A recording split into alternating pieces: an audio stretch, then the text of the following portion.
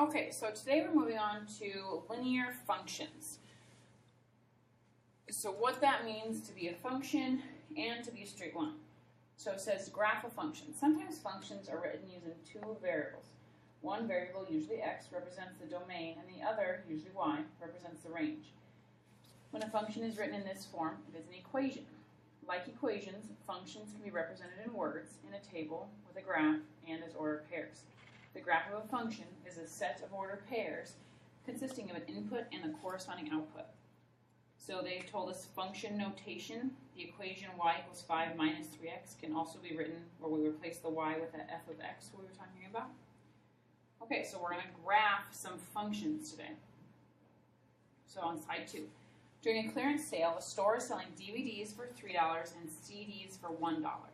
Graph the equation to find all possible values of DVDs x, so let's put x over here, call those DVDs, and CDs y, so I'll put the y here, that Bill can buy with $6. So if he buys 0 DVDs, he can buy how many CDs? If they all cost $1, he can buy 6 because he only has $6. If he buys 1 DVD, that's going to cost him, so this is basically like 0 plus $6. Or 3 times 0 because he bought 0 CDs. So if he buys $3 for a DVD, plus he's going to buy one, that will give us $3. So how many dollars does he have left? Well, he's got 3 to get us to 6, so he can buy 3 CDs. Well, what if he buys 2 DVDs? Well, 3 times 2, that's $6. Does he have any money left to spend on DVDs or CDs? No, he's used it all. So we would have 0 there. Step 2, identify the ordered pairs from the table and graph them. So we can graph these 0, 6, 1, 2, 3, 4, 5, 6, 1, 3, 1, 2, 3, and 2, 0. So we have graphed the x and y intercepts, if you remember, we have right here and here. So there we go, we've graphed the ordered pairs. All right, so now I have a little question here. Why are the dots only in the first quadrant? Well, because can we have any positive and negative values of DVDs? No. We can only have positive values for DVDs or CDs. You can't buy negative things. There we go. So we just took the information they gave us, we put it in a table, and we graphed it. Let's look over here. This one is a little different. They're going to give us an equation. The farmer's market sells apples for $2 per pound and oranges for $1 per pound. Marjorie has $10 to spend. The function y equals 10 minus 2x represents the number of apples, so I'm going to put those over here, apples, and oranges, and while I'm at it, I'm going to label the y and x and y axis.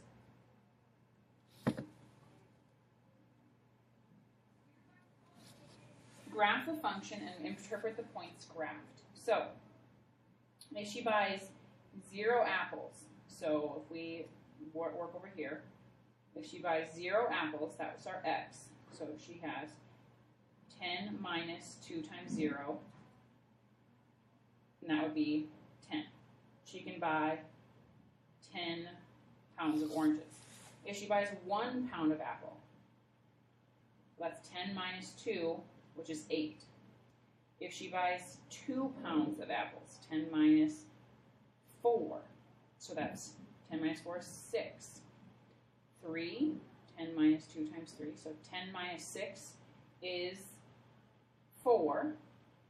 She buys 4, 10 minus 2 times 4. 10 minus 8 is 2. And if she buys 5 pounds of apples, she could get 0 oranges. So now it says graph the function. So 0, 10. This is thinking about your slope fall to run 1. That's what's happening here. 1 and 8. 2 and 6. Noticing that our graph goes by 2 is on the bottom and top on the x and y axis. So 5 and 20. 4 and 2, okay, 5 and 0. There we go. So it says graph a function and interpret the points graphed.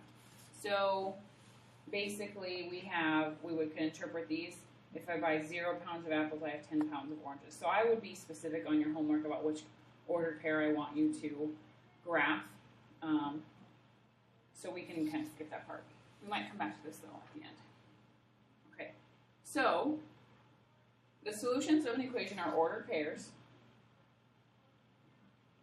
that make an equation true, aka that's going to make the function true.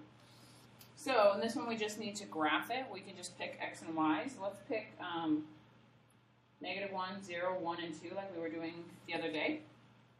So if we plug this in, y would equal -1 minus 5. Well, that's -6. 0 minus 5. That's -5. 1 minus 5. That's -4. 2 minus 5. That's -3. So we can graph these ordered pairs. -1, -6.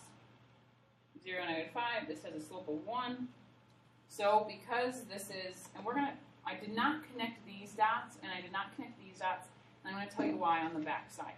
But these ones, I'm just working with an equation. This, we can draw a line. So that's why I said we might revisit those other slides, because we might need to connect those dots later. Okay, so we're talking about continuous versus discrete data. This stuff is tough.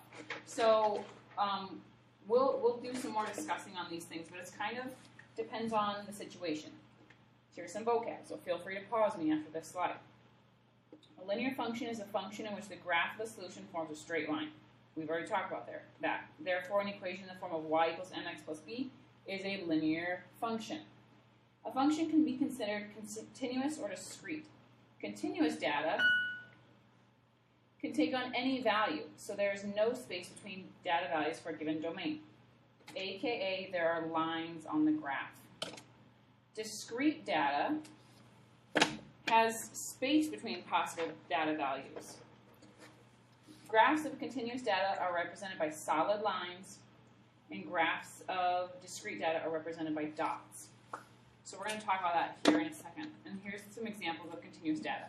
Continuous meaning it goes on forever. The number of ounces in a glass. You could have partial ounces.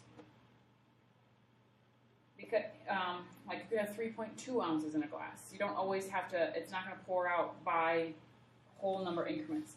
The weight of a chocolate chip, that one changes. And we try to, in general, have them all the same, but they change. Discrete data, the number of glasses in a cupboard, only so many can fit. And you have to put whole glasses in at a time. The amount of chocolate chips in a bag, only so many will fit. Or think about what people charge you per month. They're not going to charge, if you only use your electricity for 15 days, you better believe that they're going to charge you for a full month and not 15 days. So we'll talk about that a little bit later. If a domain, remember that's the x values, can only be a whole number, it's going to be discrete. If the domain can be represented by a decimal, it's going to be continuous. It's going to be, and it's going to have a solid line on the graph. So let's work through some of these. Figure out what x represents. Then we're going to decide if it's continuous or discrete. Each person that enters a store receives a coupon for $5 off his or her entire purchase. Write a function to represent the total value of the coupons given out. And figure out if it's discrete or continuous. So if we said y equals, this is the amount of money, the total cost that they're going to give away. It's going to be $5 per person. So this is cost, the amount of people, and then we could write it in function notation like this. So let's practice that. So then we just need to decide, what does x represent? It represents the amount of people. Can you have a partial person? No. Since we can't have partial, we need to have a whole number, in which goes with our discrete data. We'll explain that. You can't have a partial person. So that means that all of our y, or all our values, would be in multiples of 5. Make a function table to find the total value of coupons given out. So let's just draw a table. If we said that the X is the amount of people, and the Y is the cost. This is people. And we want 5, 10, 15, and 20. Well, 5 times 5 is 25. We're just plugging it into f of x equals 5 times x. 5 times 10 is 50. 5 times 15 is 75. And 5 times 20 is 100. So that gives us a little bit of 5 people, $25. 10 people, $50, if we were going to explain those ordered pairs. Okay, bear with us. We're almost done. A store sells assorted nuts for $5.95 per pound. This one's tricky. Write a function to represent the total cost for any number of pounds. So if we did cost, or y equals what per pound, 5.95x, we could say, and using function notation, it would be f of x equals 5.95x, just so we practice that. Well, what does x represent? X is our pounds. And y is the cost. So complete the table to find the total cost of 1, 2, 3, 4, 5 pounds of nuts. And then we're going to graph it. And is it continuous or discrete? So we're going to have our x be our pounds and our y be our cost. Here we can show our work. So we want 1, 2, 3, 4, or 5 pounds. So for 1 pound, we're going to take 1 times 5.95. We get $5.95. 2 times 5.95 is $11.90. 3 times 5.95 is $17.85. And then 4 times 5 times, we end up getting $23.80 and $29.75. It tells us that this is our number of pounds and this is our cost. So when you go and you are dispensing like nuts out of a container, does it drop the amount in your bag by full pounds? Even though we found the work for 5 pounds or for per pound, could we buy a partial pound? That's the real question. Could you buy a partial pound? Or when it comes out, does it come out in partials? And the answer is yes, it does. So because this comes out in partial amounts, this is going to be a straight line and it's going to be continuous because of the partial amounts. Just like you can have a partial amount of water in the glass. You can have the more we talk about them, the more they'll make more sense. Let's go here. The satellite company charges an installation fee of $50 plus an additional $35.95 per month for service. Write a function to represent the total cost of any number of months of service. So total cost, or y, is going to equal, well, they're going to charge me an installation fee of $50 and $35.95 per month plus my $50. So x is our months. Now, even if you use a partial month, are they going to be kind enough to only charge you a partial amount? No. So this is going to have to be in whole numbers, which is discrete. So I just jumped down to C here. But when you're being charged money, you're going to be charged by whole months. Okay, so we have to do this one. So x, y, 1, 2, 3, 4, 5, $35.95 times 1 plus 50. $35.95 times 2 plus 50.